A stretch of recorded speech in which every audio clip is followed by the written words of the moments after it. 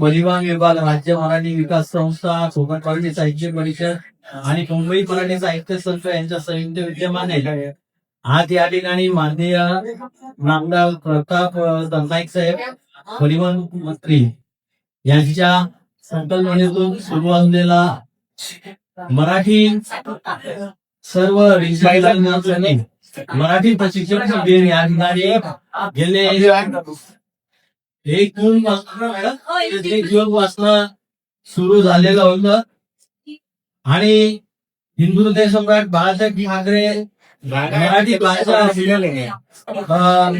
पाठ्यक्रम हिरियाल या माध्यमातून महाराष्ट्र माझा मराठी माझी भाषा हा कार्यक्रम या ठिकाणी संपन्न झाला. परिवहन विभाग, राज्य मराठी विकास संस्था, कोकण मराठी साहित्य परिषद आणि मुंबई मराठी साहित्य संघ यांच्या संयुक्त विद्यमाने आपल्याकडे जे परप्रांतीय किंवा ज्यांना आपण हिंदी भाषिक रिक्षा रायडर म्हणून त्यांना मराठी शिकवण्याचा जो कार्यक्रम मला वाटतं महाराष्ट्र राज्य दिन म्हणजे हिंदीच्या दिवशी सुरू झाला आणि स्वातंत्र्य दिनाच्या आधी त्याचा सांगता समारोप झाला पाहिजे अशी एक प्रोग्राम होता. तो पूर्ण झाला आणि त्याच्याच सर्टिफिकेट वितरणाचा जो कार्यक्रम आहे या प्रसंगी मंचावर उपस्थित माझे मार्गदर्शन श्री प्रणयदानंद, माझी शिवसेनेची शहर संबंध जिल्हा महानगरपालिकेच्या नगरसेविका पुष्पा जाधव आणि उद्या उपस्थित लायन्सचे सर्व मेंबर्स, अध्यक्ष, लायन्स, त्याच्यानंतर माझे बंधू आणि पत्रकार नीरज ढोकळे साहेब, समोर उपस्थित सर्व पत्रकार, मीडिया आणि जे रिक्षा चालक आणि मालक बंधू भगिनी ज्यांनी ज्यांनी मराठी शिकल्या त्या सगळ्यांचं सर्वप्रथम मनापासून अभिनंदन. अभिनंदन यासाठी आहे की आता थोड्याच वेळामध्ये माझी मैत्री जी उत्तम सूत्रसंचालक आहे तिने सांगितलं की किरणताई आधी अनेक लोक आमच्या वडिलांच्या वयाचे किंवा माझ्यापेक्षा जास्त वयाचे, मी तर म्हणेन वयपट जास्त आहे, त्यातले काही लोक तर शिकलेले सुद्धा नसतात.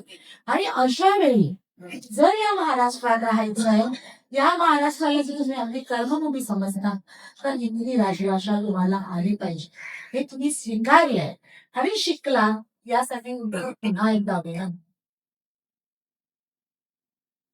आणि त्यातून हा मराठी कंपोजिट आलंच पाहिजे असा जेव्हा झाला आणि त्या याच्यातून हे सगळं निर्माण झालं. शेवटी महाराष्ट्र राज्य सरकारला सुद्धा ऐकावं लागलं आणि मग सगळ्यात एक मताने हा ठराव पास झाला की जो महाराष्ट्रात राहतो त्यात सर्वांना फक्त रिक्षा चालक असेल, टॅक्सी चालक असेल, कामगार असेल, त्याला मराठी आलं पाहिजे. रिक्षा चालकांचा सतत संबंध प्रवाशांशी असतो, दिवसपर्यंत त्याला 50 लोकांशी 50-100 लोकांशी बोलायचं असते. बोल ना, सगळ्यांना हिंदी येत असतं.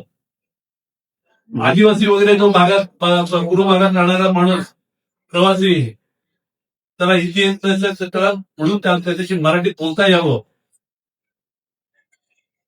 यासाठी हे सर्व वर्ग वगैरे घेऊन त्यांना शिक्षित करण्याचं काम राज्य सरकारने त्याला प्रोत्साहन दिलं आणि आज आपण या ठिकाणी सगळे जमलेलो. भारत देशामध्ये देशातील सर्व राज्य आम्ही फिरलोय. एका 2-3 सेवन स्टेशन मध्ये 2-3 राज्य सोडली तर अखंड भारतामध्ये आम्ही फिरलेलो आहे. फिरताना एक आम्हाला जाणवलं, ज्या ज्या ठिकाणी जातोय त्या ठिकाणी दुकानदार म्हणा, वाहतूकदार आहेत, रिक्षा चालक आहे, बाकी जे जे लोकांशी संबंध येतो ते आपली भाषा सोडत नाही. ते राजस्थानमध्ये असेल, राजस्थानी आले, केरळ आम्ही मद्रास मध्ये या भागात फिरत असताना सुद्धा त्यांची भाषा त्यांना इंग्लिश येत असते, हिंदी पण येत असते, पण नाही उत्तर देणार नाही.